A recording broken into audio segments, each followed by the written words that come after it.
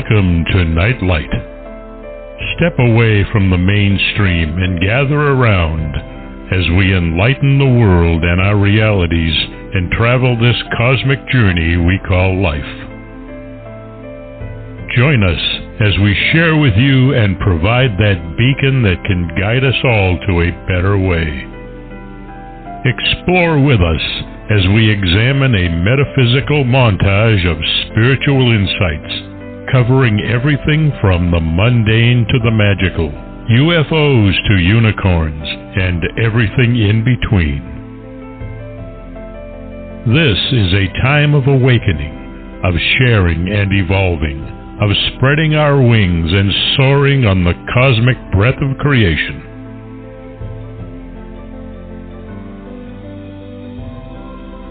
Come and join with other light-minded spirits as we weave our lights together to seek understanding, enlightenment, and with a little luck, some wisdom. This is Nightlight, a reminder that you are never alone.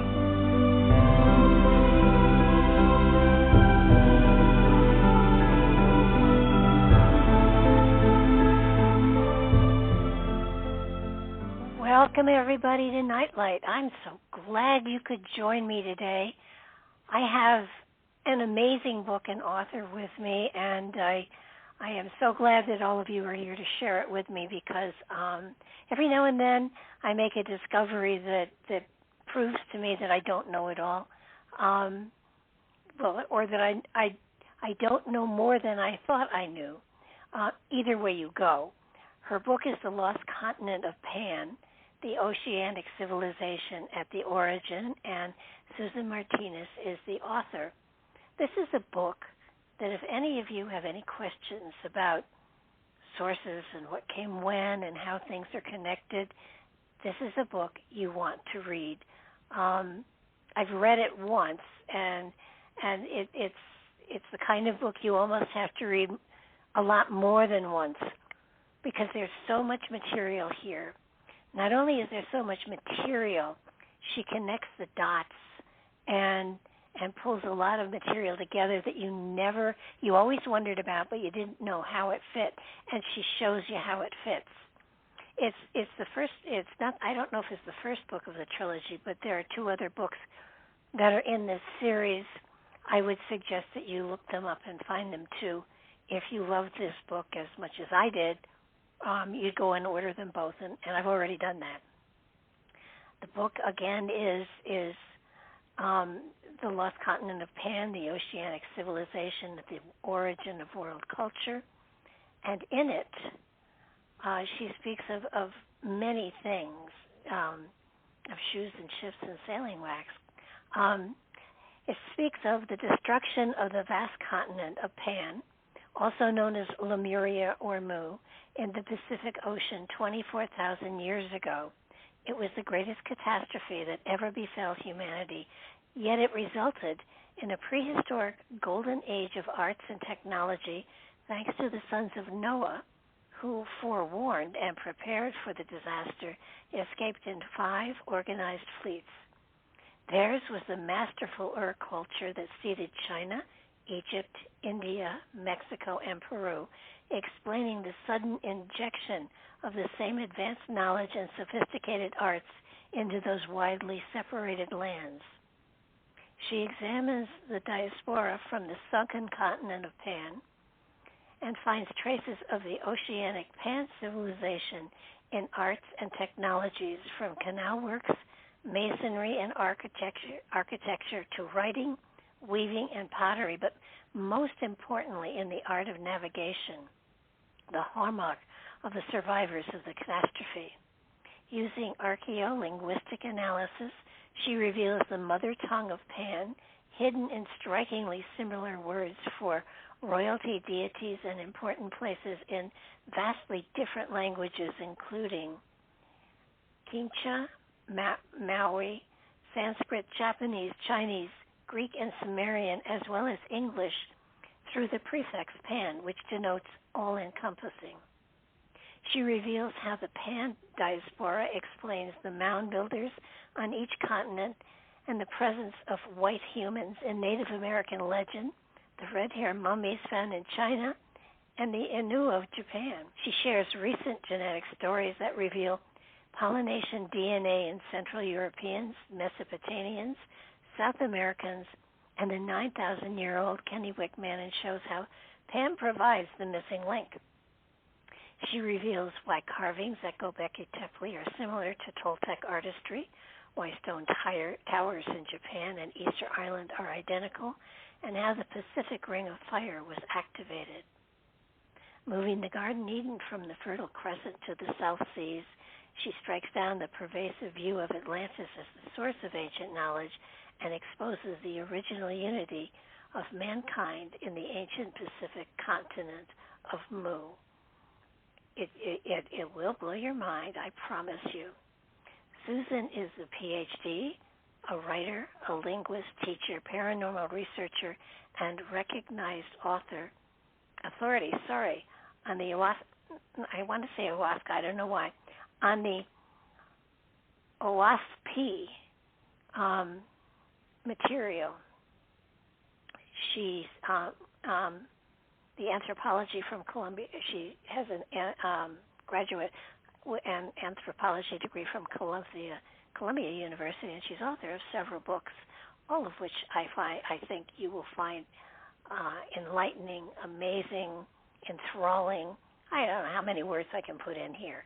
They're fascinating books. You're going to want to fill them full of stick-it notes and notes, as I have with my copy, and just wonder how much more material can this put out there to you that will help you to understand a lot of what we're going through today and where we came from. So, that said, welcome to the show, Susan.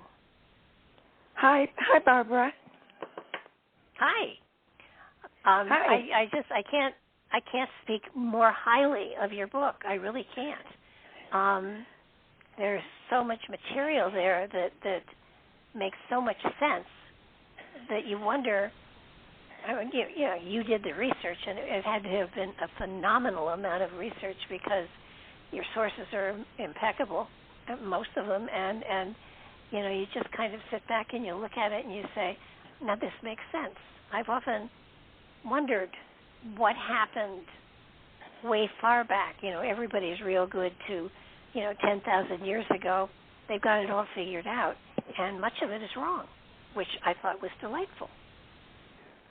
Yeah, well, I guess we all know about Noah and the flood, but the thing of it is that it did not occur in the old world at all, anywhere near Mesopotamia, and there was a flood and there was a Noah, but it took place on the continent of Japan 24,000 years ago. I have been saying for so long, where did this all come from? Where was that culture that had so much knowledge and wisdom, and you pull it all together so beautifully. And Pan was in the Pacific; it wasn't in the Atlantic. And right. Though, our proto-historians tended to write about Atlantis from a couple of sentences in Plato, and they built up the whole concept of lost continents around the Atlantic Ocean. And, after doing the work and the research, it came to me that the reason for them doing that was to locate a kind of Western origins of our culture. You know what I'm saying? The Atlantic as opposed to the Pacific. But most of the focus on Atlantis is just fraudulent. It's just been built up on one study after the other, and by the power of repetition, it became known as the lost continent. But the real one was in Oceania. Why I wonder? I mean, they talk of Lemuria, they talk of it, but they don't do that much with it. And when you look at the material and the connections that you've made as opposed to the Atlantean ones, I used to joke and say, I think Atlantis was a spaceship, a mothership that had a flat tire and just terraformed itself till they found the pieces, and then it took off and went home, which to me made more sense than the story that they, that we read about so often. But the continent of Pan was huge, and you even go all the way back to Pangaea, when all the plates were together, and how that was a time when everybody spoke the same language, and it was a time of peace and prosperity. But then, of course, they separated, and Pangaea, Pangaea. I'm getting Pangaea and Pan mixed up here. But I know, me too. It's hard to judge because the literature on the matter is so scattered. When Pan sank, you speak of the Ring of Fire, and don't we still have pieces of the Ring of Fire that are around the land masses around the Pacific? Is that the original Ring of Fire, or is that a leftover from the Ring of Fire that helped to sink Pan? When you get to the business of how Pan sank, you're getting into a different aspect of things altogether, because it was not a natural catastrophe. It was sunk by the gods. Okay. Yeah. My inspiration comes from the histories you can get in the OSP Bible. And then you read that, you study that, and then you can compare it to what's known in the world. And that's how my own work built up. That's how my books built up. I used a basic seed idea available in OSP, and then I found out if it could be proven or not. There are traditions in the world that do describe the lands being struck down by the gods. You find this in the religious traditions of various tribes around the world. They're not so shy about that kind of thing as we are. But if you study the chapters and verses in OSP that discuss this, it indicates that,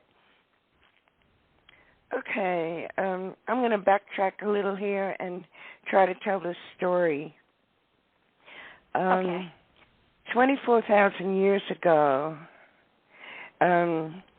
the spiritual leaders on Earth were called the little people or the sacred people, and there was the life had become degraded and corrupt, and the holy tribes were persecuted, and they were wiped out in every part of the world except in the Pacific Islands. At that point, the Council of Gods decided that they had to save the little people in the Pacific in order to retain on Earth the spiritual connection that they provided to all the tribes of men. I'm paraphrasing what the history that's given in OSP.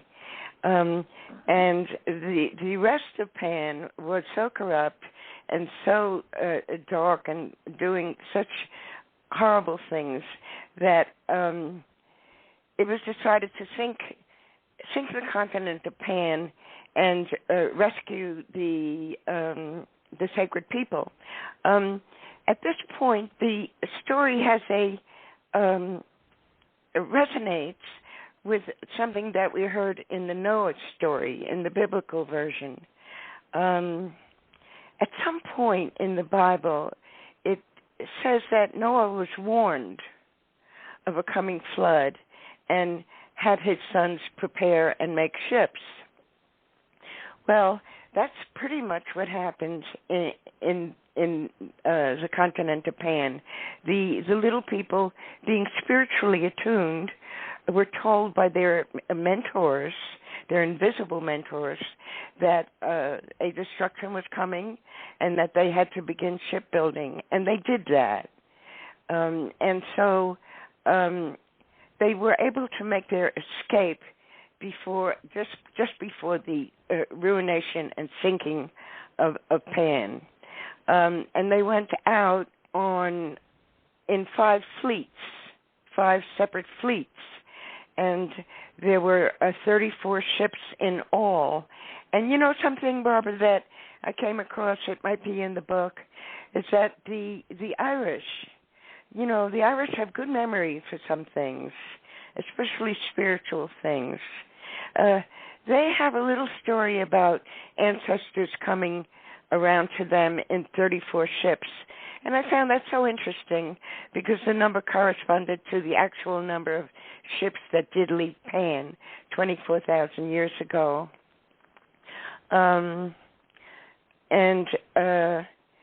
So the next chapter brings you to the landings where each of the fleets landed. And they landed in 5 places. They landed in Japan. And, of course, you notice Pan in the word Japan. So all it means, literally, is remnant of Pan, Japan. They landed in Japan. They landed in China, which would be the Japheth sons of Noah. They landed in Africa, which is the Ham, son Ham. They landed in India, which is Shem. And they landed in America, whose spiritual name is Gautama.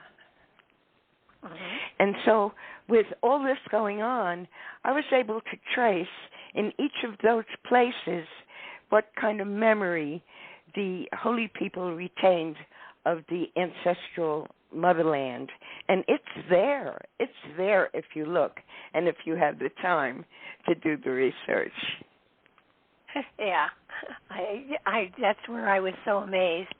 I think what the first thing that got me was that the little people were the spiritual teachers, and there's one place, Scarab Bray, is a place in Ireland where wise teachers used to come and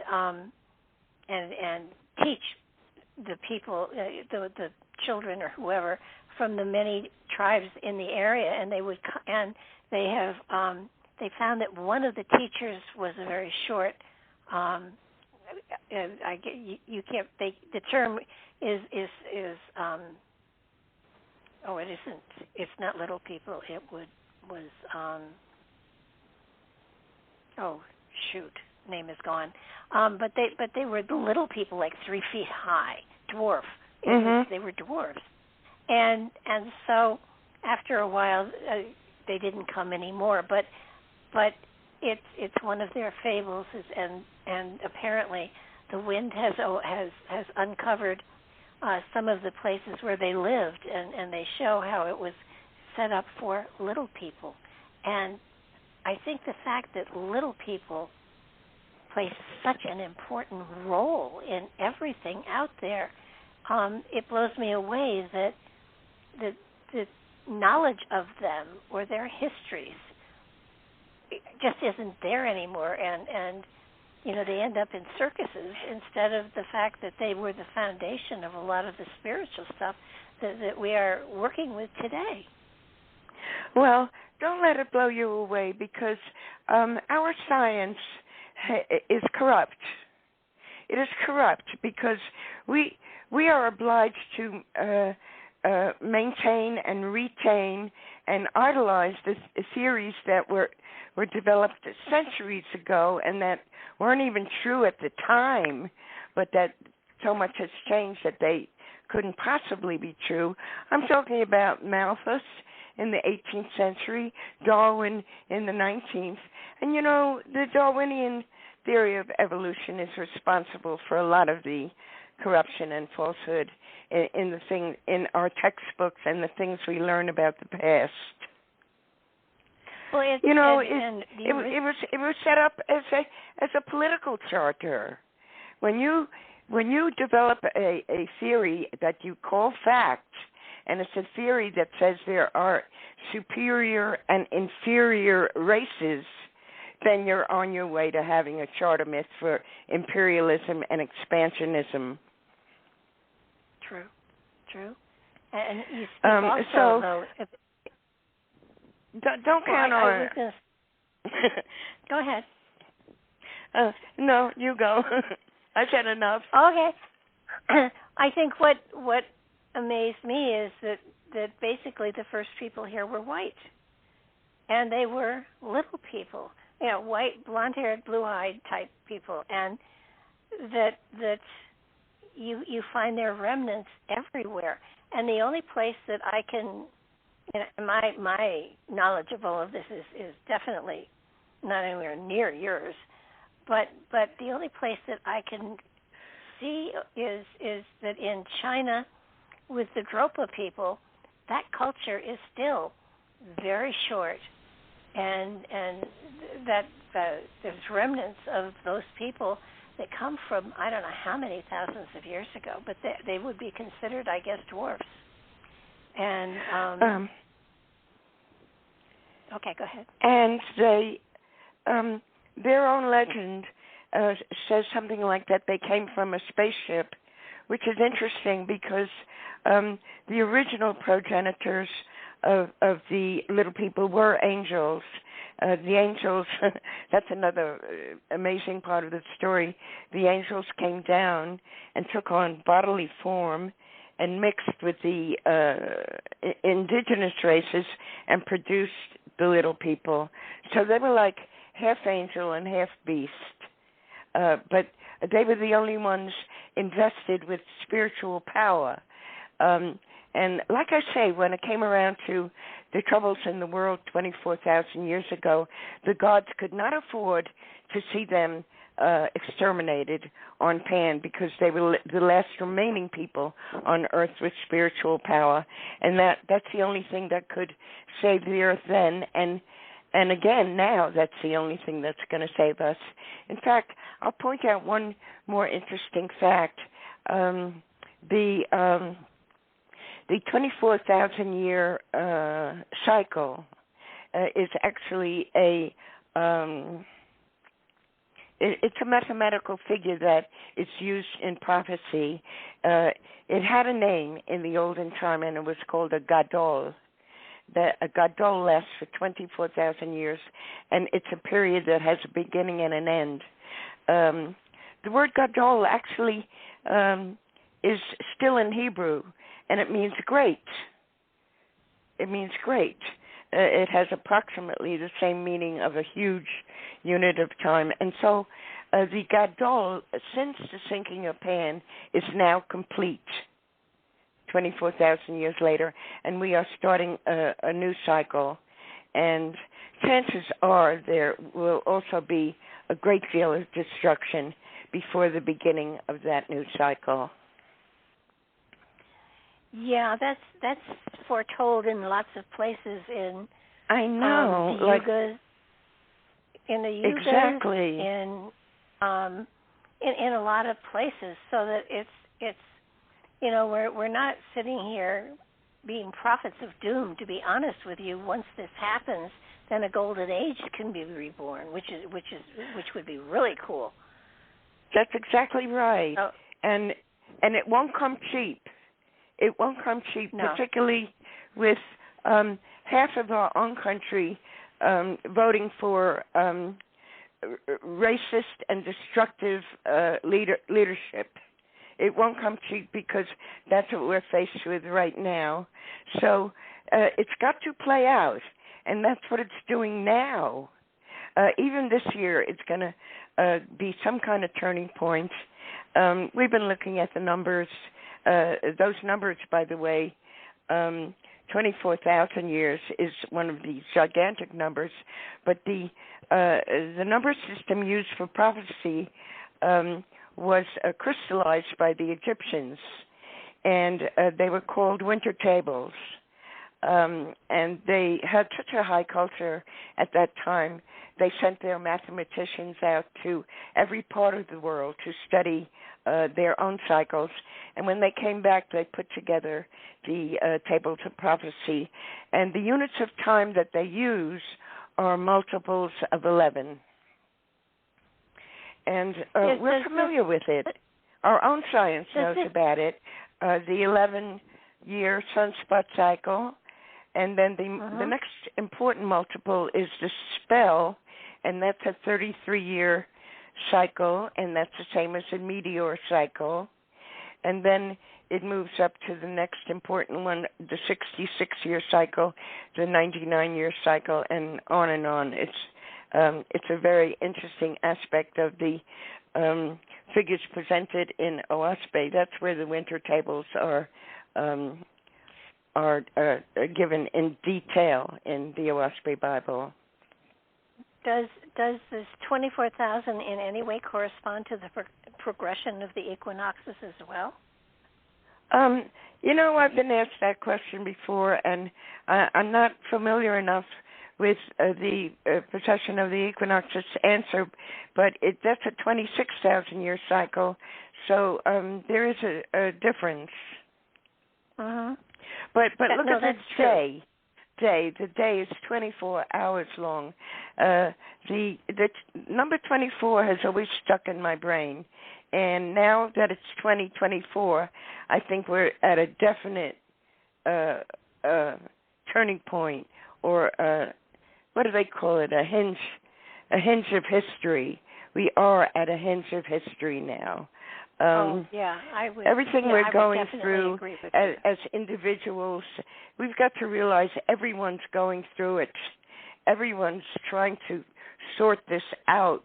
But the best thing to remember is what you said before, that it is going to bring on a golden age, but not before the upheavals get rid of all the crap. That would be nice. No, I do some prophecy on my website, and it's getting to the point where when I write it out, I think, oh my goodness, and then it's like, well, this is what I got, and it seems to be unfolding fairly accurately, and so it's a matter of okay, so let me ask you. Sure. Let me ask you, what's your target year in the prophecy that you're working on? Do you have a target year? 2030, 2050, what do you got? Oh, wow. I don't think it's coming in this decade of years. I think that we're looking at a process that is probably hundreds of years ongoing. I don't think this is going to be a fast thing, but I do believe it's going to happen. So I think it's going to get progressively worse for the next year or so. There will be some sort of massive thing happening, and I don't really think, and I've said this often, I do not think any country is going to intentionally start a nuclear war. But I'm glad you used the word intentionally. But we have a psychopath running for president, and he's in charge of the nuclear button. So we're all a little worried. Well, that's true, but I don't. I don't think it's happening now. I think we are in the process of its beginning to happen. But even with the yugas, cover a vast number of years. But I do feel that once we get into the first of next year, there will be a time of pausing, and then it will start all over again at some later date. I'm not sure, but I don't think we have come to the point where I mean, I've seen borders of countries changing, and I've seen some of the states changing to their borders as well. So that I think we are in a redesigning of how we look at ourselves as a country. And so I think at some point, my feeling is, and I don't know where it is, but at some point I do believe that North and South America and Canada will be one country. And I think that there is a blending of countries that is going to happen. I don't know if it's in my lifetime or not. Well, that's right. And even if it's not, we'll be angels up there. With all the experience we have from Earth, when we go into angel life, we'll be able to direct these things and be just as influential. So people our age, we don't have to worry about that. We go up there to the upper country, and we'll still be doing the same work, but with increased power. Oh, yeah. No, I totally agree with you on that one. I think that started out as one people. I think we'll end up as one people, but it could be something. That's definitely the prophecy. One religion, and even one skin color, because the amalgamation of the races is taking place, and that's part of prophecy. We're all blending into a nice shade of tan. I could use tan. Next time I come down, I'm going to be a little darker, I think. But I think too, I think we are unearthing wisdom, material, insights into where we came from, so that there were as far as spirituality and things like that, got a long way to go, but it's certainly not being burned at the stake any longer, which is an improvement. So it's a matter of starting to blend together. But in order for us to start to blend together, there has to be something that triggers the blending. And I do feel it will be a huge conflagration of some sort. But again, I'm not sure we're talking nuclear. I am more comfortable with talking a hit from an asteroid or a comet that upsets the entire planet, so that we're all suffering the same. To me, the nuclear and the military-industrial complex is the elephant in the room. Look how built up we are, and particularly America. And is it just going to fade away? No, it's going to have its climax. And yet, probably. I had a colleague a while ago who knew a lot about these things, and he said it's not going to be like you said. It's not going to be intentional, but the chances of accidental are greater than the intentional. Well, we've already had the unintentional, the one in Russia, Chernobyl, and we had the one in Japan. And I'll throw in my Japan thing here because this is going to sound But they were so industrial. weird, they were not hostilities. Yeah, that's true. But I feel Japan is going to be slipping into the sea. And they're having a rough time. It no longer has a foundation underground. It doesn't. You know how most islands and everything, they're the peak of a mass that goes down below much larger. Yeah. From what I've seen, Japan doesn't have that, and so that it's going to. It feels to me as though it will be earthquake, tsunami, that kind of thing that will take it out. Right, the ring of fire. Yeah. Getting back to the numbers, there was something I wanted to mention about the numbers because we were discussing that before. I wanted to say in the way of encouragement, our own study. This is over many decades, maybe a couple of centuries now. By the way, the OSB readers, we're called faithists, and we believe in the Creator, and we believe in the coming Golden Age.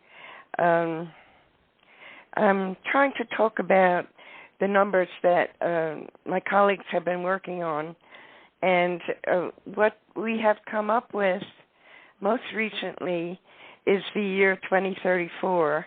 That's why I was asking you if you had a target year. I just wanted to see if we were on the same page there. But well, it's interesting because, and I can't tell you which person it was that I was talking to. I think it was an astrologer. He said that slated for, I almost want to just call it a conference on the planet, is a group of spiritual guides, whatever you want to call them, masters of wisdom. The last time they met on the planet, they met in what is now the Gobi Desert when it was lush and green. That same conference is slated for this year again. I don't know when this year. I wouldn't put up a tent in the Gobi waiting for it, but because they might be even, in spirit rather than in physical. But my feeling was they were in physical. But there is going to be a gathering in the Gobi Desert of spiritual masters, teachers. I don't know what you want to call them, but to determine the pathway for the Earth plane and humanity as a whole. Have you run across that yet? No, because I'm too busy with stuff like working out the prophetic numbers and also dealing with the psychic breakdown that's occurring right now on the Earth. People losing their bearings because because of the evil and the wars and the killing and the mass murder that's going on in Gaza and in Ukraine and in Africa. Trying to keep up with those things and with faithist stuff. But let me outline something else. Okay. This new era has a name, and it's called Cosmon. It's sort of similar to the word cosmic, but the new era is called Cosmon, and it began in 1848. So, and one of the prophetic numbers is the Dan. It's also similar to the word dawn. And the Dan lasts 200 years. So from 1848 to 2048 is the first Dan of Cosmon. So 2048 to all the faithists is the most profoundly important date because we know that at that time the old system will be gone and we'll be developing the new one in a big way. Now, also part of this, these revelations is we have been told that from the very beginning of Cosmon to the first Dan, the Etherian host will be with us here on Earth to help us get through the first 200 years of the Cosmon era. And so that means that there's a high spiritual presence here on Earth or above the Earth that's helping us through the transition. And so when you talk about what's going on in the Gobi, it sounds like some kind of permutation of the Etherian host. We're also told that the Etherian host will leave at the end of the first dance, so that's in 2048. So apparently, at that point, we're on our own, and evidently, I make the assumption that with the Etherian host leaving in 2048, we have enough spirit power ourselves to handle moving forward on our own. Here's another thing. Here's another thing from Oaspe. Every cycle, and the cycles run for 3,000 years. That's another important unit of time.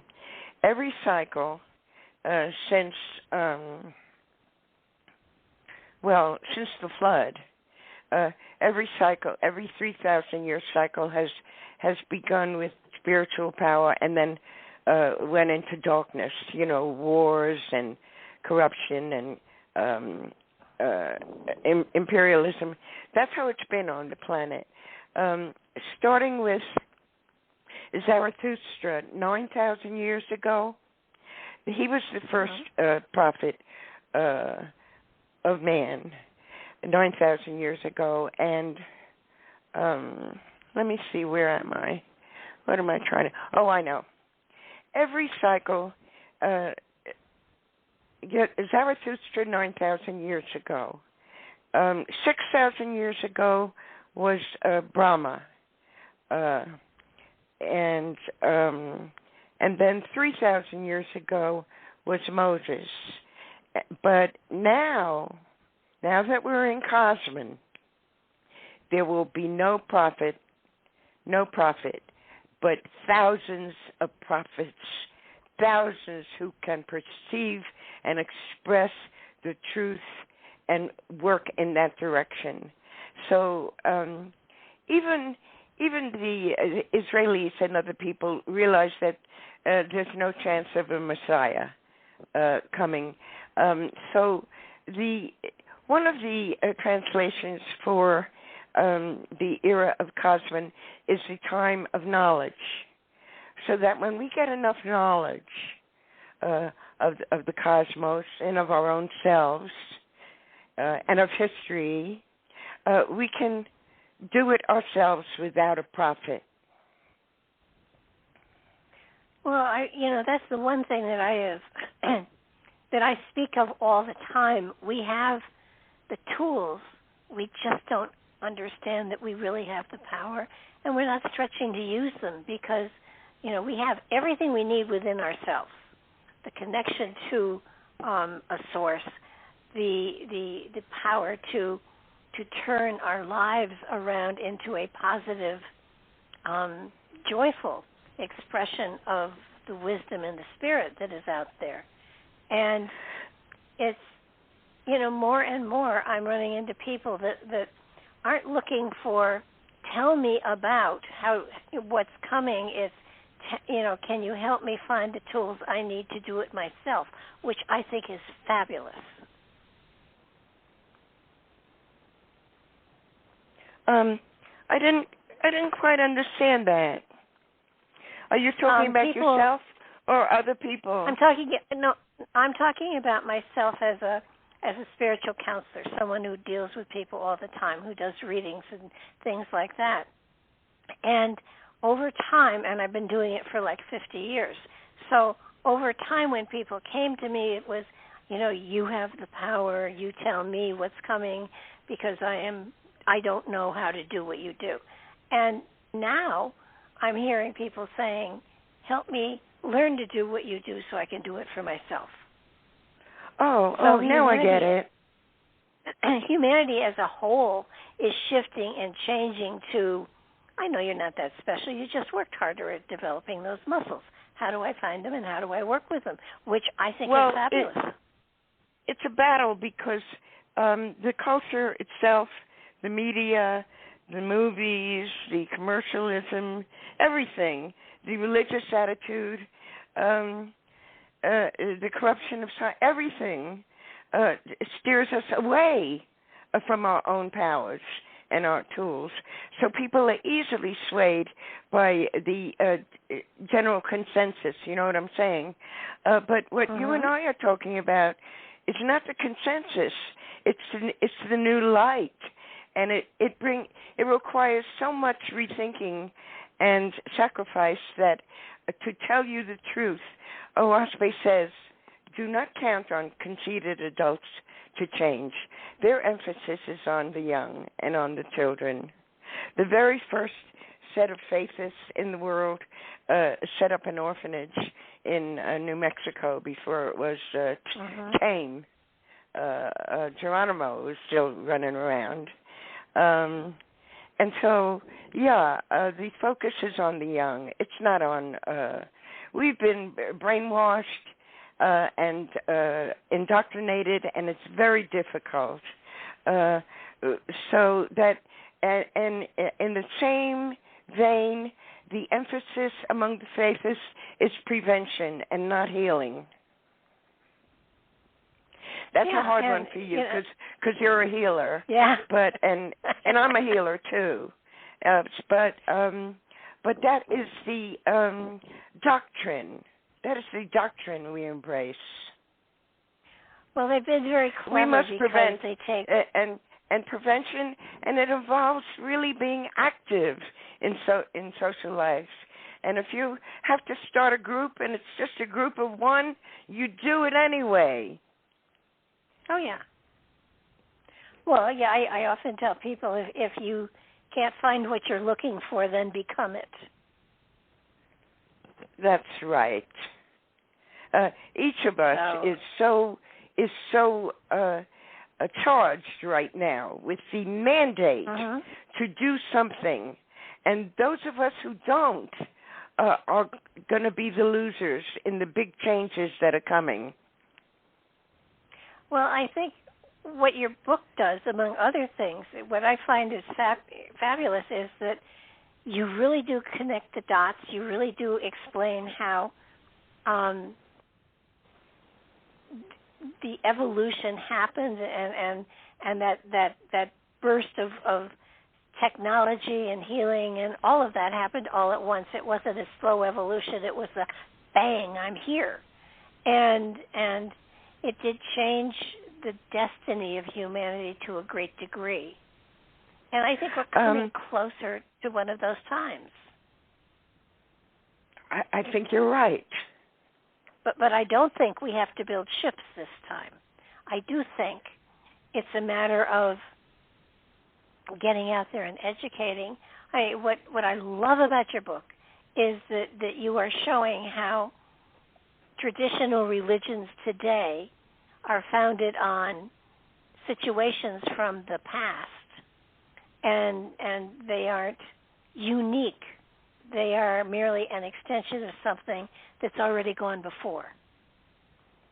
History repeats itself, and that's what the winter table cycles are about, because like the Gadol, the example I gave of that, there was the sinking of Pan 24,000 years ago, and now we're at the Gadol of that. So something just as catastrophic can happen at this point in time.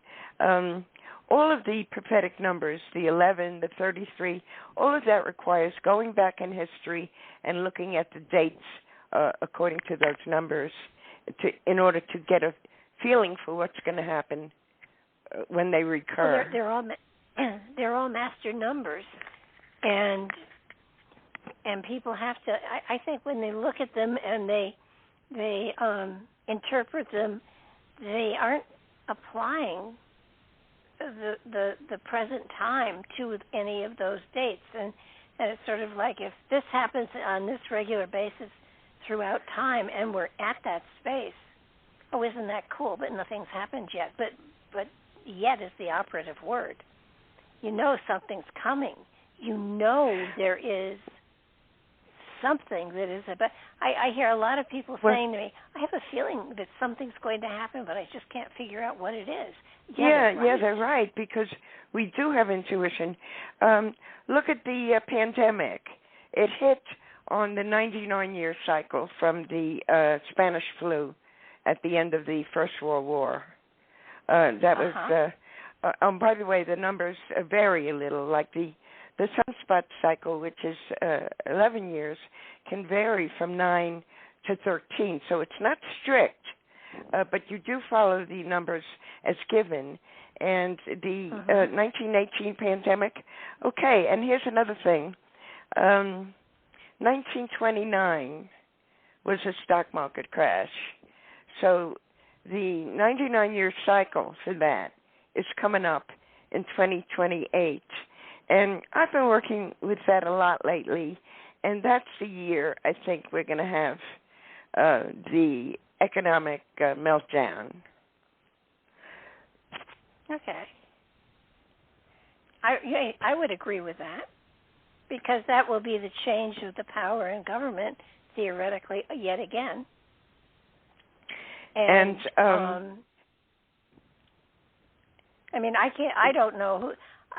If everything were fair and even and everything was honest, I would make a chance. I'd give a try at predicting who wins and who loses and things like that. But because of what we've seen in the past, I have no guarantee that anything is going to not be touched. So, but 2028, I would say, is probably definitely a time when there is major upheaval of some sort.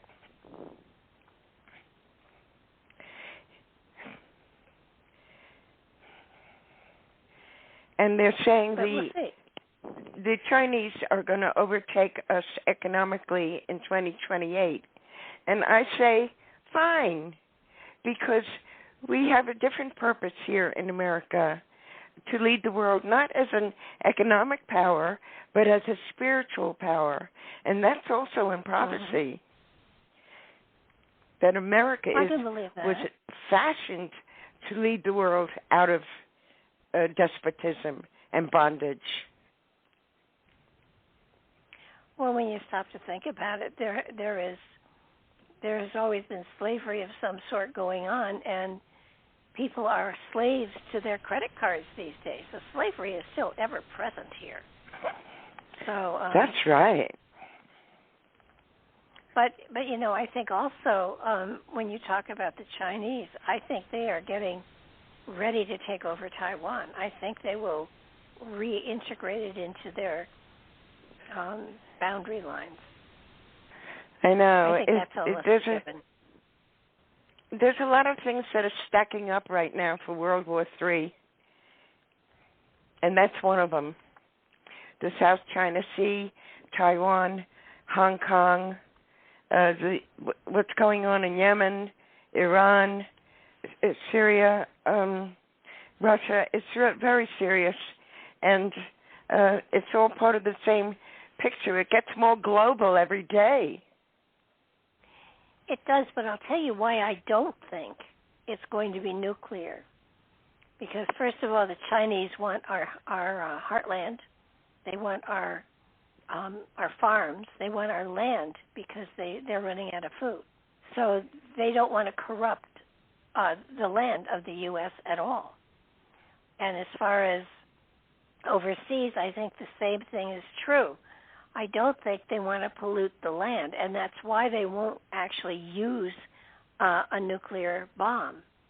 You're right about again, that. You know, and so you can't. They don't want to destroy the land, so they'll have to use methods that are not going to pollute the land. Now that there are lots of other ways they can do their dirty stuff, but I hear you. But there's always Russia and North Korea and Pakistan.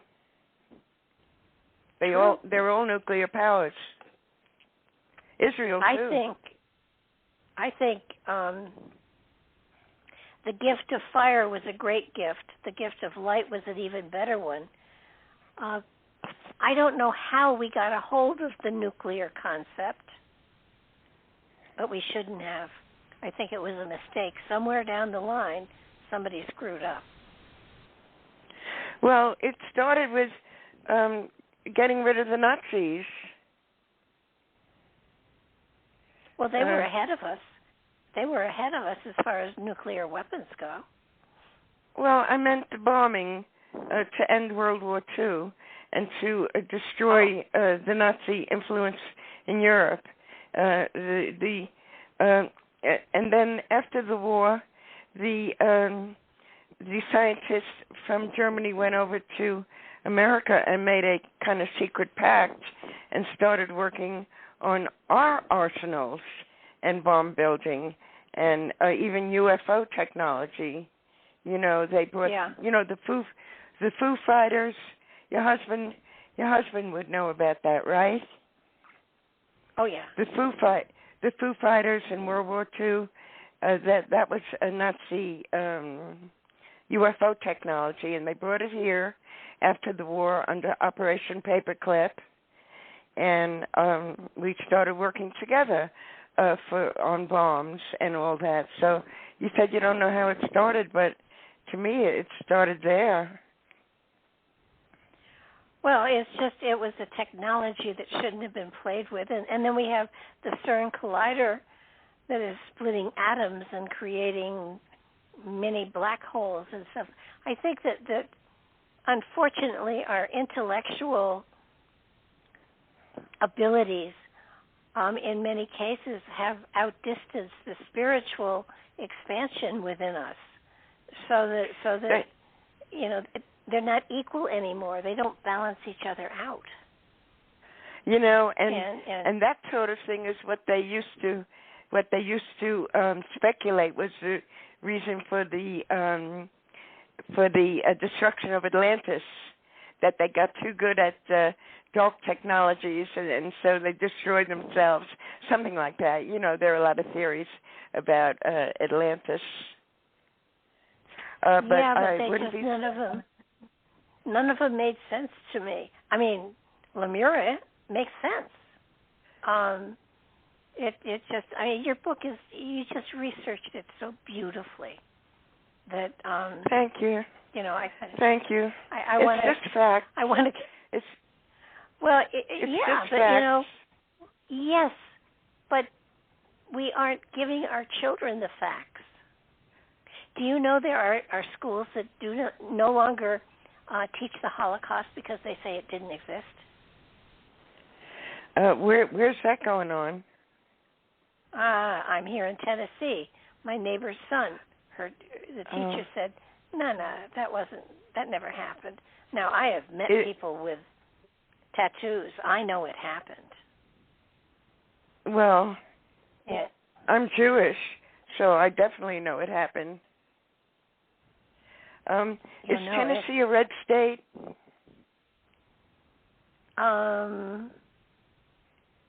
I think so. You mean Republican? Yeah. Yeah. You know, Georgia is no longer a red state. That's where I'm at.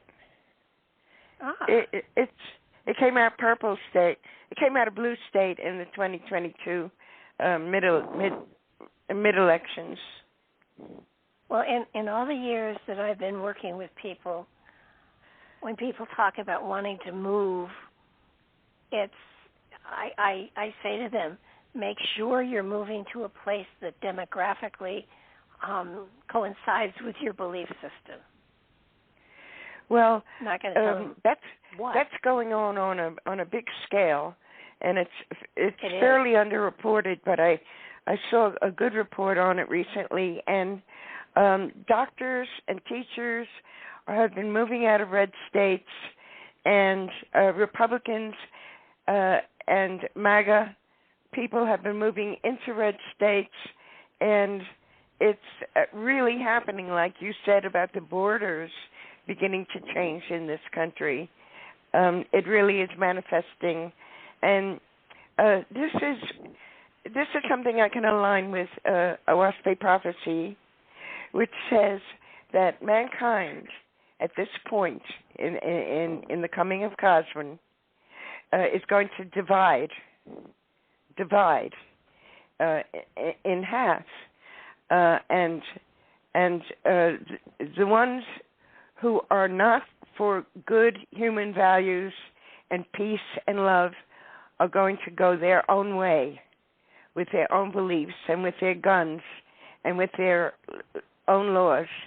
And the peace-loving people, the faithists, the believers in spirit are going to go their way and will become triumphant on the earth. And I see this happening now. When the news reports on it, they call it polarization. And when you see a lot of rhetoric nowadays for unity. And when I look at it, I realize unity is impossible, because our mission now as a human race is to divide.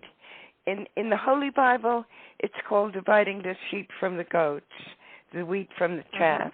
And it is prophecy, and that's what's happening now. And this business of moving to red states or blue states, that's all part of it.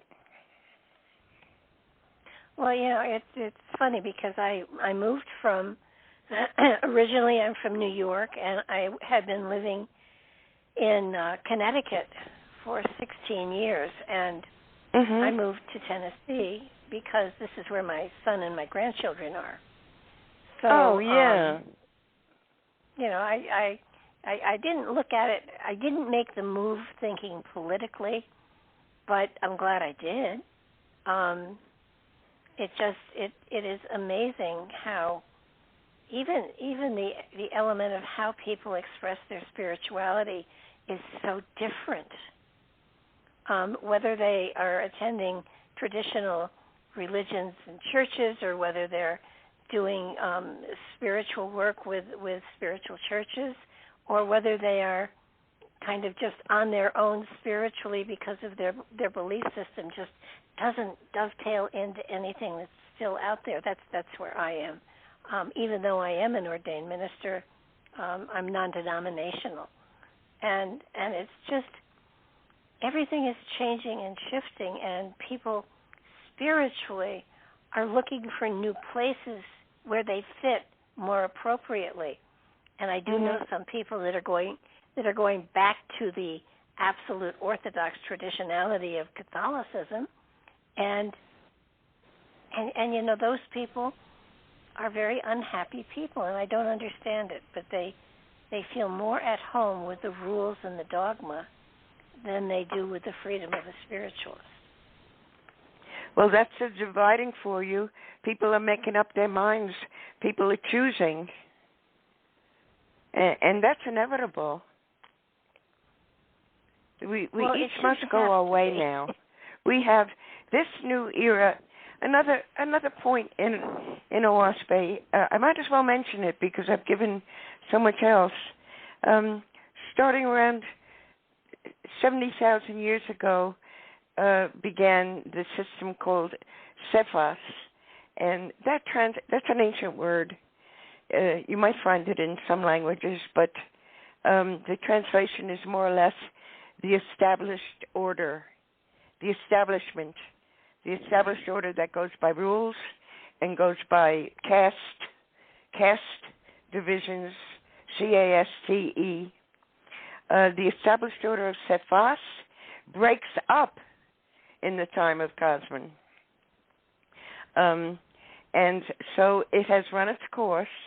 That means government. That means every form of hegemony, and it's replaced by fraternity, and also by free will, because the established order, as long as it's the long run that it had, deprives the individual really of free will. It sets out the rules for living. And we're still under Cephas, but it's breaking up big time right now. I'll finish off this prophecy by saying that the time periods I just mentioned have a lot to do with the time of man's tenure on Earth as the period for which we will remain a viable species. It's only 144,000 years. And so 72,000 years, the period of Cephas, which is now ending, represents the first half of humanity's existence on Earth. And the next 72,000 years, which are defined by the beginning of Goswin now, give us fraternity, free will, and the ability to live a good life in our own, as you say, like-minded communities. Well, that's encouraging, and I think it is. It is.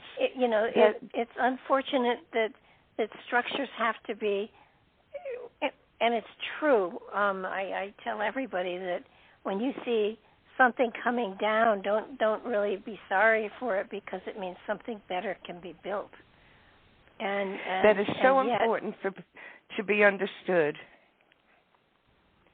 I cut you off. I'm sorry, I cut you off. I was surprised you agreed with me. Because I always say when a building comes down, a better one goes up. But it's different when a philosophy has to crumble in order for a more expansive one to evolve. And just because something crumbles doesn't mean it's bad and people are trying to erase it. But it may feel that way at first. And then there are those that try to hold on to the old ways, and that's okay. If that's where they have to be this lifetime, then that's where they should be. But you feel sorry for them, and you kind of think, there's so much more enlightening and enlightenment available to us, and a greater understanding of our purpose and our cause and where we come from and where we're going. Over the next 5, 10, 20 million lifetimes, who knows? But it's I'm not going to go throwing parties as things happen and fall apart, but I am going to not be upset because I know that it means something better is going to be constructed. And I do feel that may well happen to, in some form, at some point, over the next 10 years, that may happen to our government. Well, I'm glad you said 10 years, because that brings us to 2034. And I don't think I made the point I wanted to make about it. What happens when the reason Cosmon is possible in the first place is because the planet, as it sails through the universe, it has reached a region of light. We have the solar system has traveled into a region of light in the cosmos, and so every day we're receiving more and more light. And this is going to make the difference with some of the people that you're worried about. It's going to expand. It's unstoppable. And the process on human spirit is called the quickening. So that people, it's going to be very spontaneous, totally spontaneous. And what I wanted to say about 2034 is that, there's a great deal of darkness on the planet right now, a lot of horrible things happening. And that's inspired by darkness and dark spirits.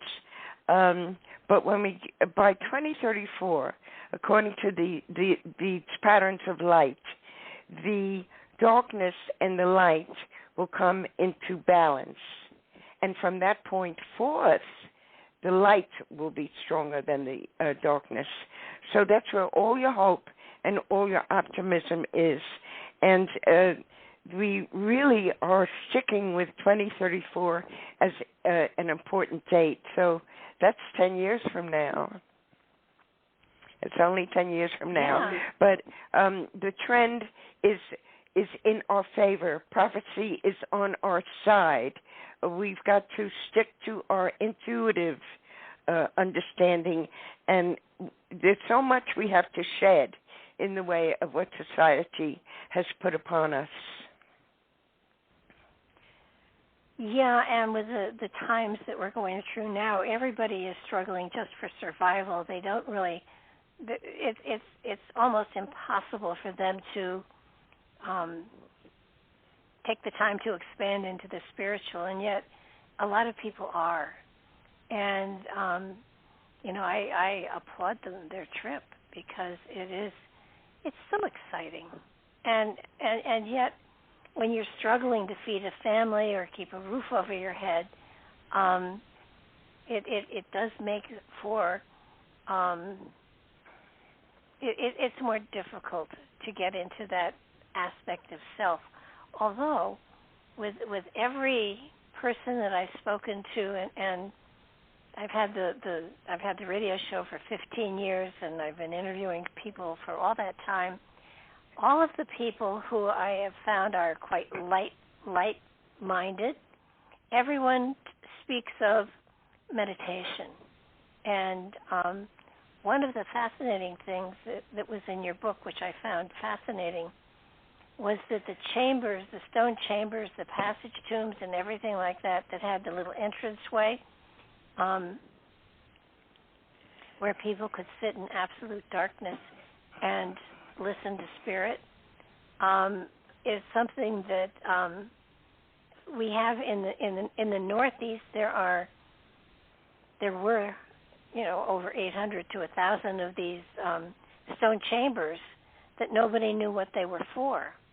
And though they don't have the entranceway to keep out the dark, I think that they may have been meditation or spirit chambers where you could sit in darkness and listen. And go ahead. You are so right. I mean, the King's Chamber in the Great Pyramid, they could never really figure out what was going on with it. But what is revealed in Oash Bay is that's where the king went and laid down on that platform or whatever you call it, and went into spirit. He was shown by the angel world how to build the pyramids. And so the King's Chamber was a spiritual chamber. But you see, today's science is not prepared to accept any of that. So we really need to separate. Separation is one of the key words for what's going on right now, because unity is not possible. A lot of families are pulling apart one way or the other. It's happening right in the middle of families. It's happening in the middle of marriages. We've got to go the way that our own spirit dictates. And it's very painful. It's very painful. There's difficulties that people are just not prepared for. But the closer you stick with your intuition, the better off you're going to be. Oh, yeah. I mean, I tell everybody to trust their gut unless they've eaten Mexican food. And if it was not meant to be a dig at Mexican food, but if you have a feeling, follow it. Pay attention to it. It's your body reacting to a situation, and your body probably knows better for you than you do yourself. Yeah. But that element of meditation. I was going to say prayer, but I'm not sure prayer is what I'm talking about. To me, prayer is talking and meditation is listening. And I do believe that there is information that will come through if you just turn off your thoughts. That helps. Yeah. Yeah.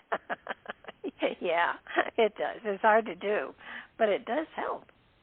But when I saw that part in the book. I thought, my husband and I worked on a documentary called Secrets of the Stones. We couldn't figure out what the chambers were for. Though some of them were aligned to the solstices, that didn't seem. I mean, that was nice, but it didn't really seem that was their purpose. And there were anomalies, magnetic anomalies in the entrances of some of them.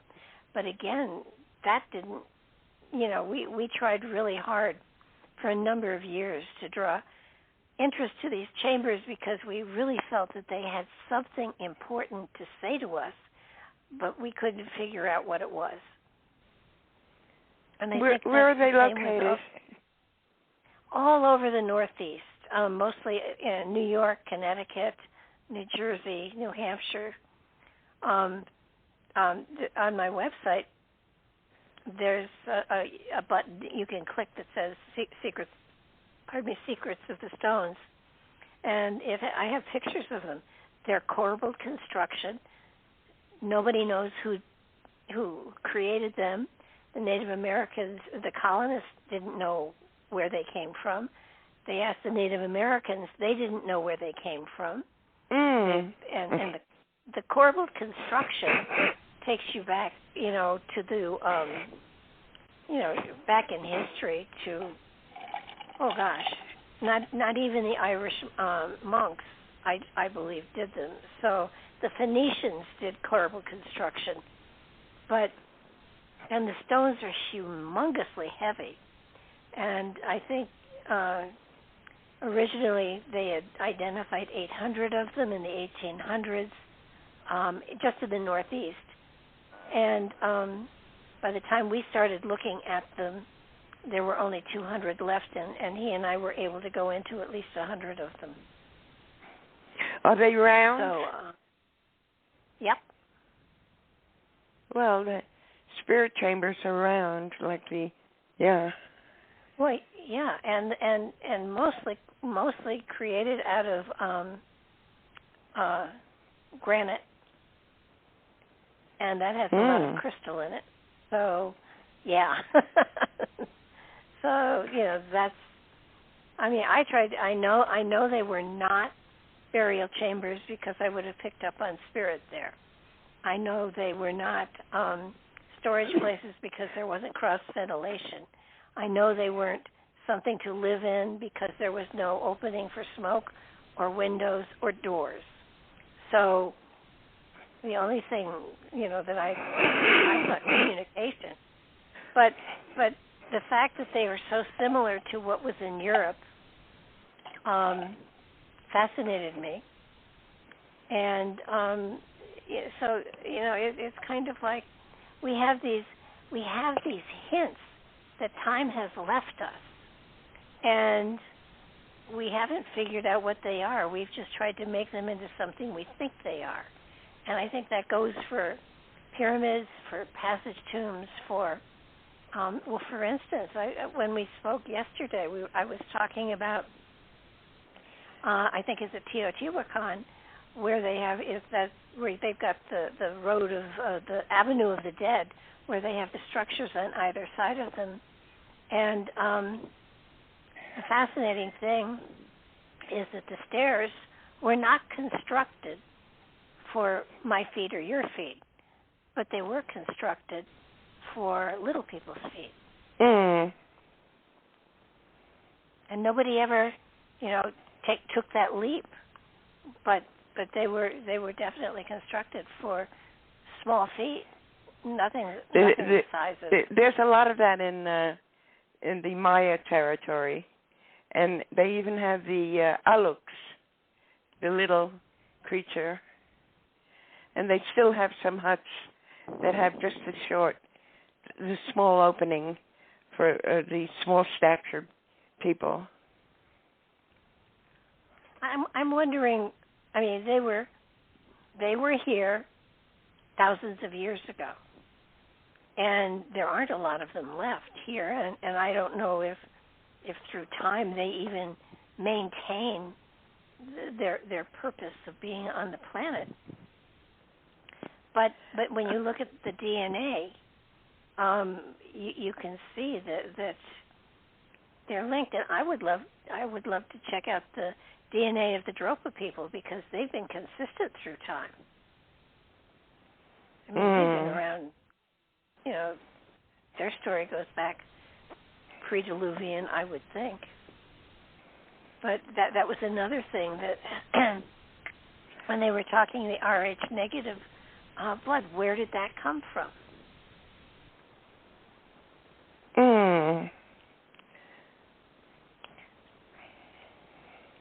So, you know, it's kind of there are mysteries out there still that, you know, they make up stories because they don't have facts, and then they tell the story enough and it becomes a fact, which is kind of sad. Repeat it 1,000,000 times and it's a fact. Well, yeah, that's what one of Hitler's henchmen said. You know, you tell a lie long enough, it becomes the truth. It's true. That's the idea. And it's when you look at how I think what's most important, one of the most important features of your book is you really are illustrating how connected we all are, even though we don't acknowledge it. We come from the same source, and you know, different countries, different languages.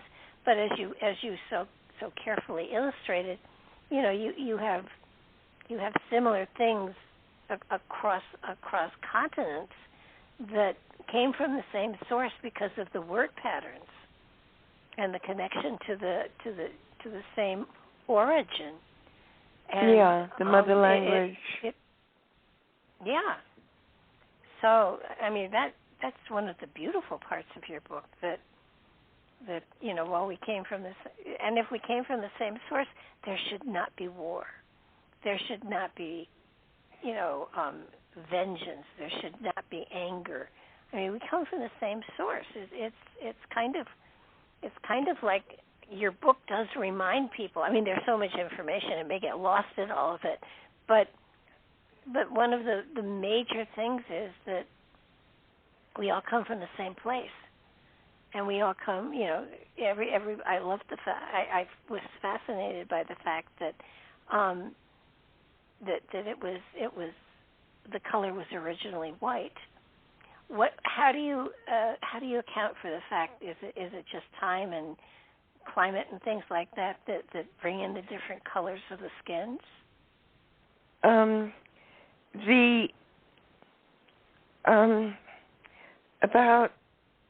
About 75,000 years ago, this is the story of the beginning. The only creatures on Earth were almost a subhuman type. They were human, but they lived in trees and they scampered around on fours. They did not have any spiritual understanding, and nor did they have much language.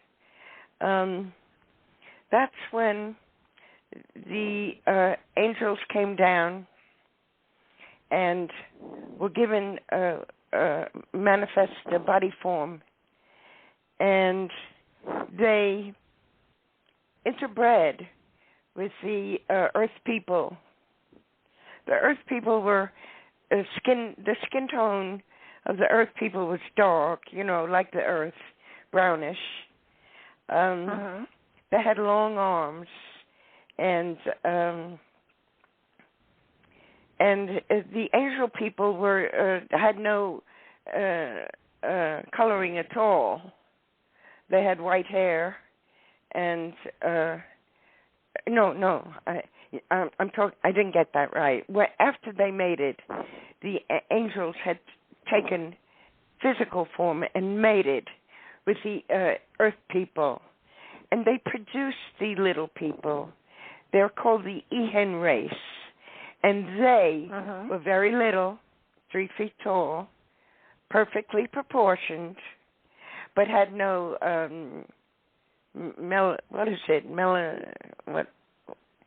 were not melanated.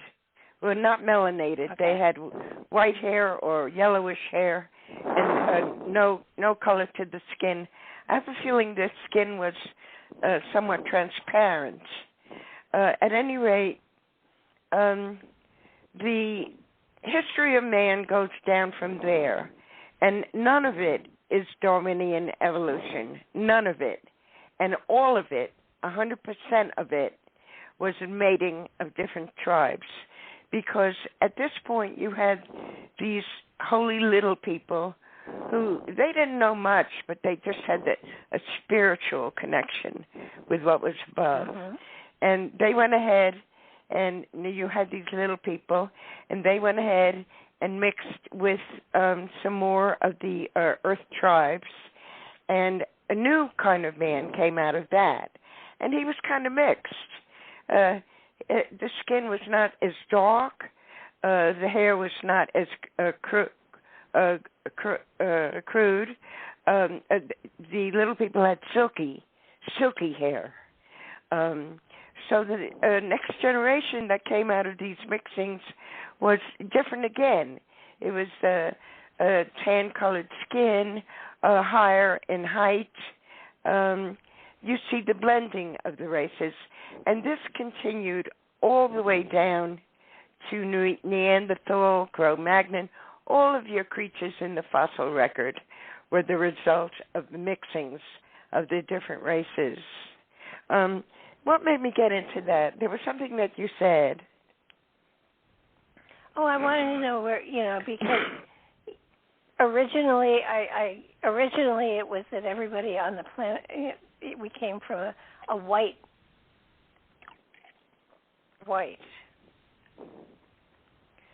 Oh, not everybody. There have always been, pluralism has been a fact since day one. There have always been the high and low tribes, the dark and light, the intelligent and the uneducated, always.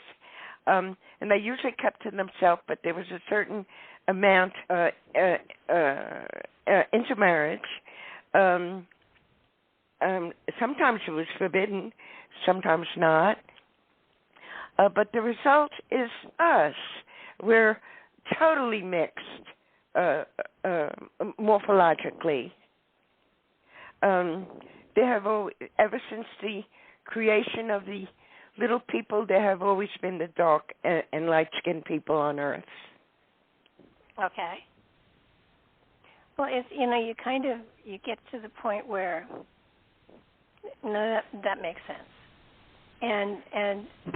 but when you start to talk about DNA, the DNA, they did a study a long time ago and surmised that the origin of our species was someplace in Africa.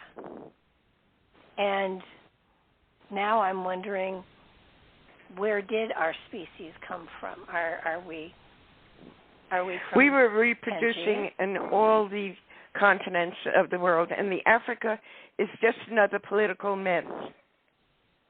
Uh-huh. Well, yeah, no, I got that. It was too easy and too pat, to say, okay, you all came from these bones here, and but the other interesting thing was, I can't remember, you compared Gobekli Tepe to another country, and their sculptures, and are the sculptures in places like Gobekli Tepe and other places on the planet, are they telling a story of this journey, or are they telling the story of what somebody thought was maybe this journey? I mean, it seems to me that we should at some point be picking up on remnants of cultures that were here trying to tell us something, and not just artwork for artwork's sake. And are we not paying attention to the message that places like Gobekli Tepe are giving us? Mm-hmm. Yeah, I know they spoke of animals that were extinct at the time when the carvings theoretically were made, and certainly not indigenous to that area. And why was it covered up? Why was it buried? Was it because another conflagration was going to happen and they wanted to preserve it? Or were they hiding it from someone? What was the purpose of it? Too many mysteries. I know, isn't it awful? You kind of want somebody to build a campfire and sit around it and say, okay, now here's how it really happened. But the way that you have followed it through the writings of different cultures, through the Sumerians, through the Egyptians, through the Phoenicians, I mean, you've found dots that connect to what I would call justifiable history. So your story creates a pathway that I can see people walking. And that must have been fascinating for you when you found the connections. Yeah. Now, I have another question. This book is part of a trilogy. Is it the first book in the trilogy or the second book in the trilogy? How does the trilogy The Little People go? was the first. That was the second. Okay. And the last one was a book on hybrid man, the amalgamation of the races. Gotcha. Well, I started in the middle. I'm going to have to go back because the Little People fascinate me, and because archaeologists to this, I mean, it's the same with the giants. They don't even want to admit that the Little People and the giants were here, and they were so definitely here. It's unbelievable. Oh yeah, there's been a slew of books on giants. Oh yeah, giants for sure. Not the Little People, and I can't figure out if the Little People were actually those masters of wisdom and teaching and spiritual. They were. Whatever. They were. They were the sacred tribes everywhere. So why are they being ignored?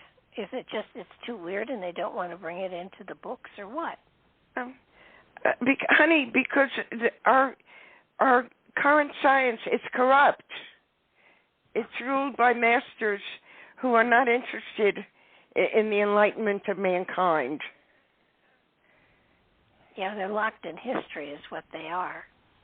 And I think that, frighteningly part of the whole thing is they don't want to have to pay to get the books printed, or they don't want to admit that they were wrong.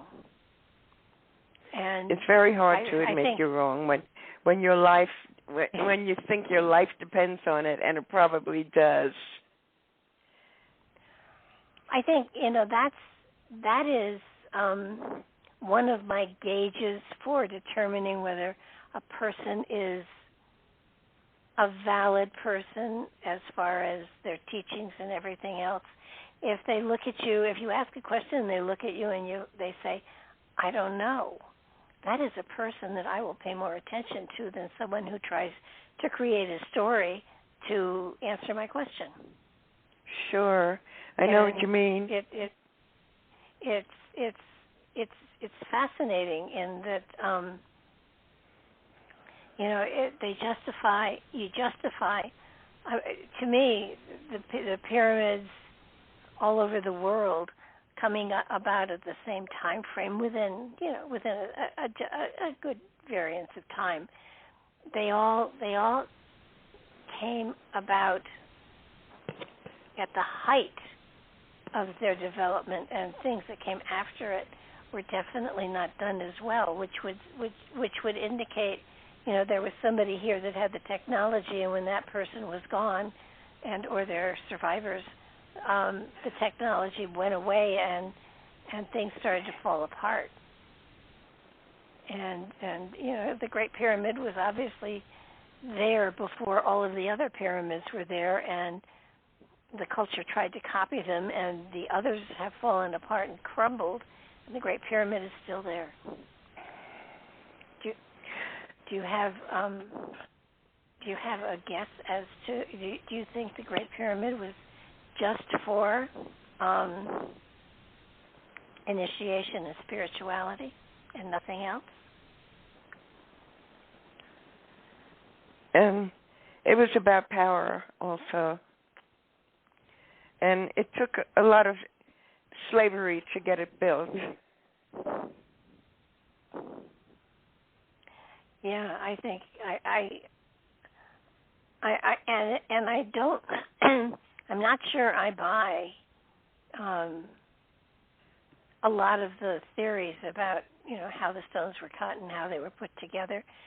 It does feel as though I want to use the word magic, kinda.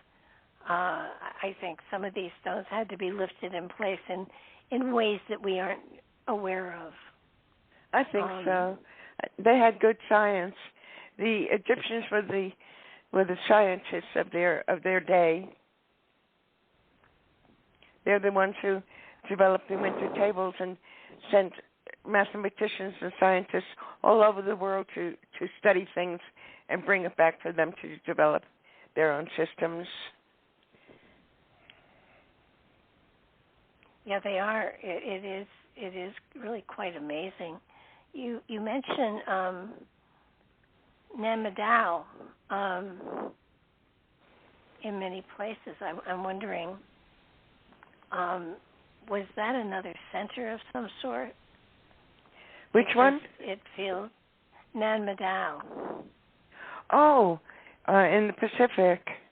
Yeah, there were some mysterious building blocks there also. The basalt, yeah. Yeah, they were using a science that we no longer are familiar with, and probably had more etheric principle involved in their science and getting huge blocks moved. I think you're right. It fascinates me, the fact that they're so the blocks, the columns are so geometrically similar, and they created buildings that they still don't know what the purpose of Namdao was. And I spoke with one author who said that she felt that it was to symbolize the location of where Lemuria, Pan, was, and I'm wondering if that might have been part of the island that didn't sink or something like that. I'm wondering if it was connected and just didn't go down with everything else. Yeah.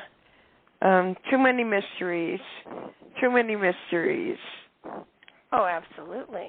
And the I was not aware that the structures that were off the coast of Japan, underwater, the Yoganani, you were talking about how there was a whole town down there, or village, yeah, or whatever. And when I saw the movies of it, when I saw, it was like, how could anybody not realize that this was man-made? But the documentaries that I had seen didn't go into the fact that there were other structures down there as well, and that it was very, very extensive. But as to the depth that Pan sunk to, how far down did it go? Because we haven't had science hasn't sent cameras or whatever down to the bottom of the Pacific, to my knowledge, to see if anything is left. Yeah. In the Pacific, at this moment, many submerged peaks are surfacing, and there are new islands being created.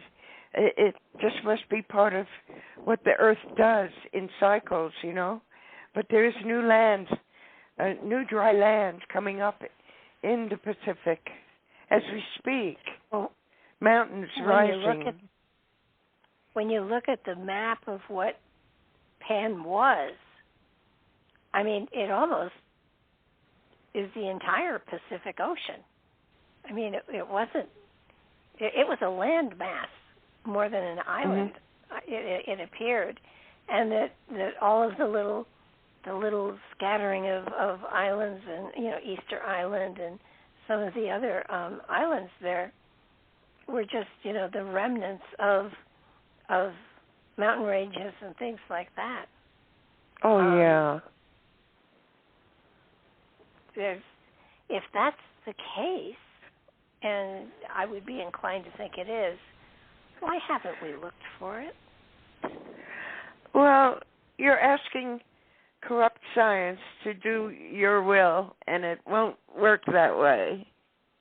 You just have to do your thing and believe in it and go forward with it. It's just when you see how much clearly went under, you do wonder what wisdom, what knowledge. You mourn the Library of Alexandria, but and then you look at a whole continent, literally a continent going under. The majesty and the miracles and the wisdom that had to go under with it is profound, and the number of people that did actually survive it is so relatively small. It's frightening. That's right. So where did the giants go? Because I know the giants were there as well, and I mean, were they intentionally tried to be wiped out as well? I don't specialize in the giants. I leave that to other authors. I see that there was a period on Earth, giantism, that must have been tens of thousands of years ago, and you can find American Indian legends that recall, for example, beavers the size of a horse, and birds the size of a pterodactyl, and all kinds of manifestations of the same giantism. People did reach the height of 9 feet, 10 feet, and possibly larger. I don't know what to tell you about the giants, except that with certain of these race mixings, very tall people did emerge, and that was about 20,000 years ago. And those histories, there's a lot of them you will find in OASPE, but no particular focus on giants. I find it fascinating. It might have been. It might have been because of the part of the cosmos that the planet was passing through that generated such enlarged sizes of animals, vegetables, and human beings. It sounds like, to me, a passing phase that occurred tens of thousands of years ago, but I can't really tell you. Well, I know that it's said that at one point the Earth had a double layer of atmosphere, and that's what allowed a lot of the large animal birds to fly. And that there you go. So when that level of atmosphere disappeared, so would some of the other things connected to it that depended upon it for survival. So, and, with our atmosphere is changing. So it is going to be very unique to see what comes about, because I know, even though I'm very fair-skinned, I used to be able to lay out in the sun and tan and, things like that. And then it got to a point where I can't. So that the atmosphere, because I think of the fact that the atmosphere isn't filtering out all of the stuff that once it did. And I think one of the other problems we have with atmosphere today is the fact that we have been trying to control the weather, not for good reasons, and have probably really screwed up the entire atmospheric evolution, whatever that was or is. I believe we have been the cause of some of the major weather things that happen in the world today, because humanity as a whole has been trying to control it and change it.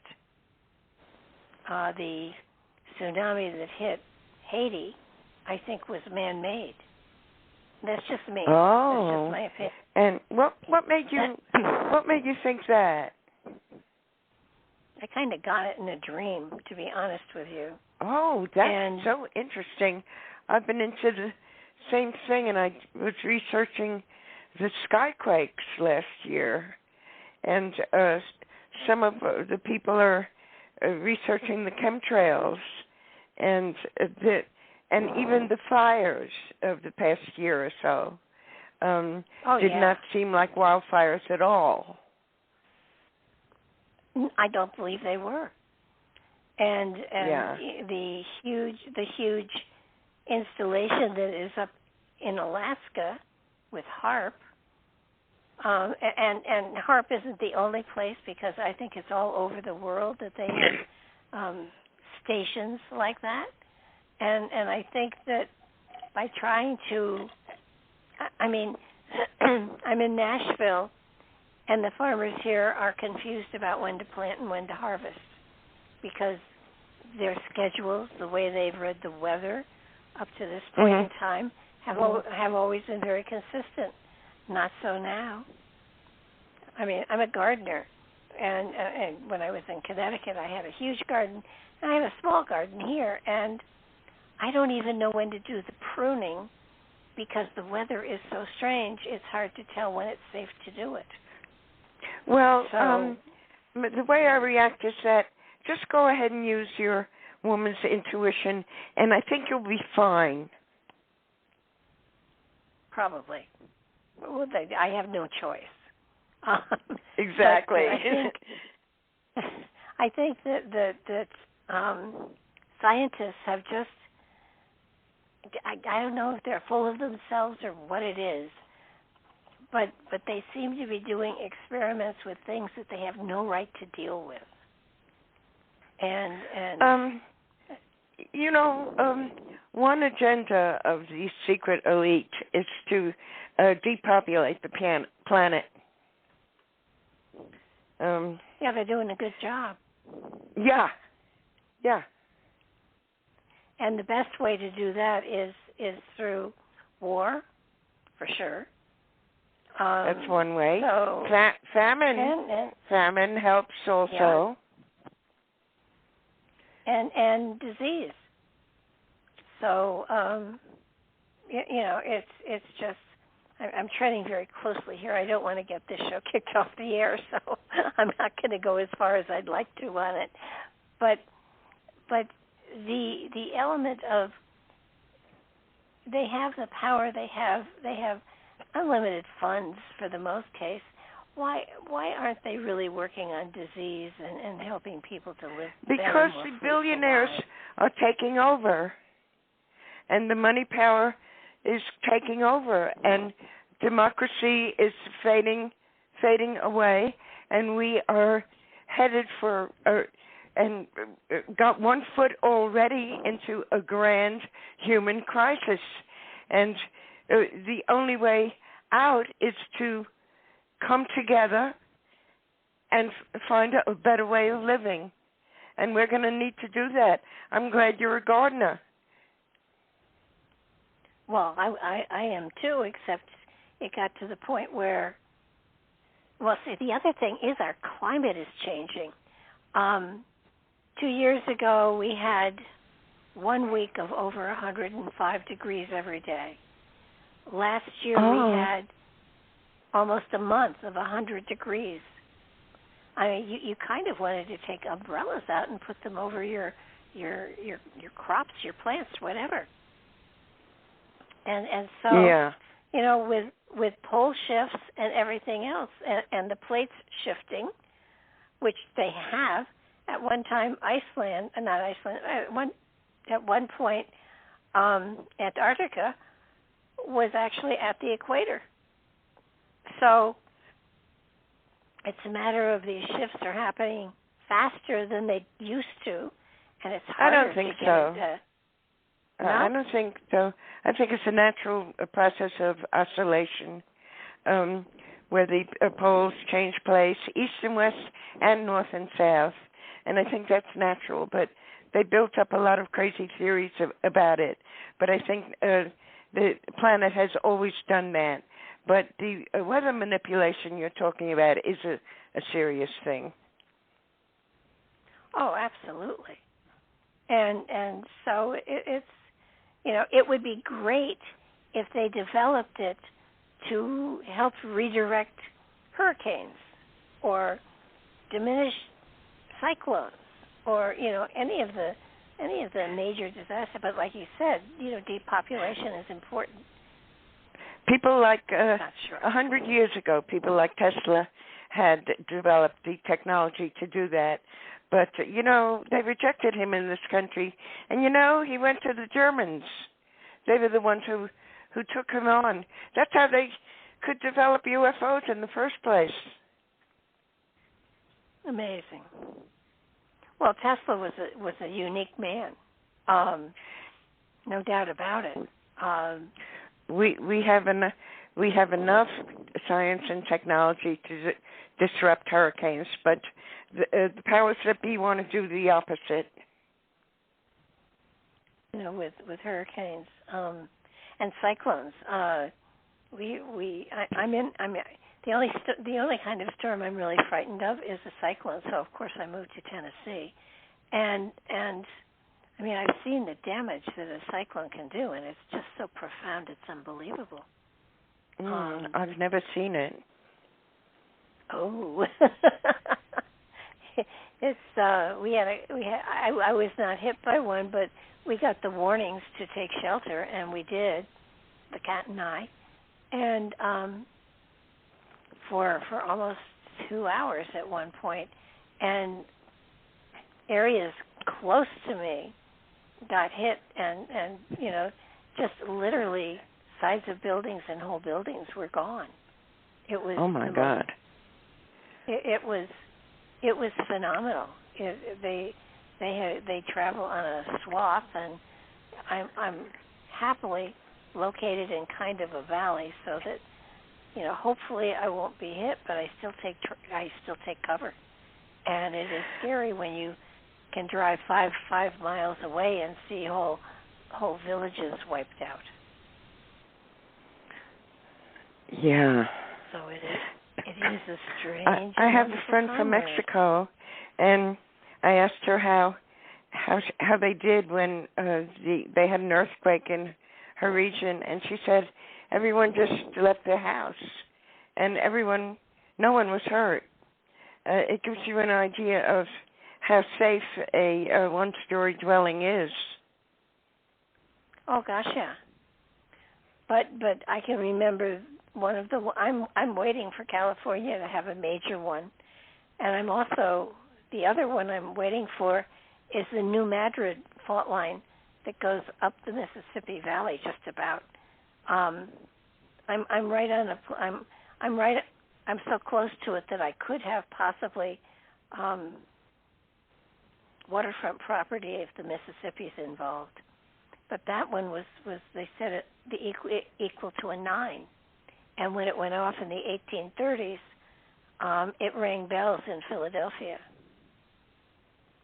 So it rang what?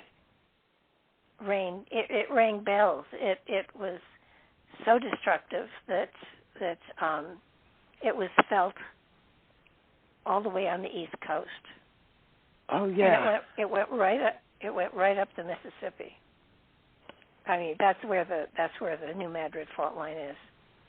But that's due to go off again. So I'm hoping it waits for me to be done being down here on Earth, and well, I don't particularly want to experience that one.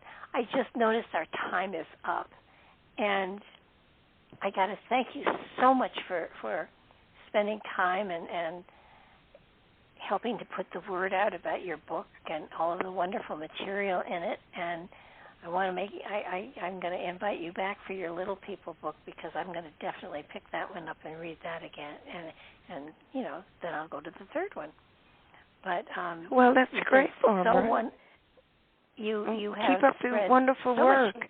We all need to get stronger on the spiritual side of things. Absolutely. We all need that encouragement. And, we are spiritual beings. Absolutely. In bodies. Yeah. Well, Encased in bodies. Yeah. Sometimes we don't all fit all as well as we would like to, but the Owaski book is out there on Amazon. It's available. And there are, the Urantia book is out there, and the Law of One, all spiritually oriented material. But your stuff, with all of the historical material that you have put into it, is just magical and fabulous. And I'm so glad you did it, and you had the time to. Oh, thank you, sweetie. That's lovely to hear. Thank you so very much. And I will be in touch with you. This is going to be up on YouTube shortly, and of course on all of the different servers that we have, and I will send you a copy of it so you can spread around the wealth too. Perfect. Thanks so very much. I so appreciate your being here today. Thank you for having me, dear. My pleasure. And thank you, everybody, for being with us.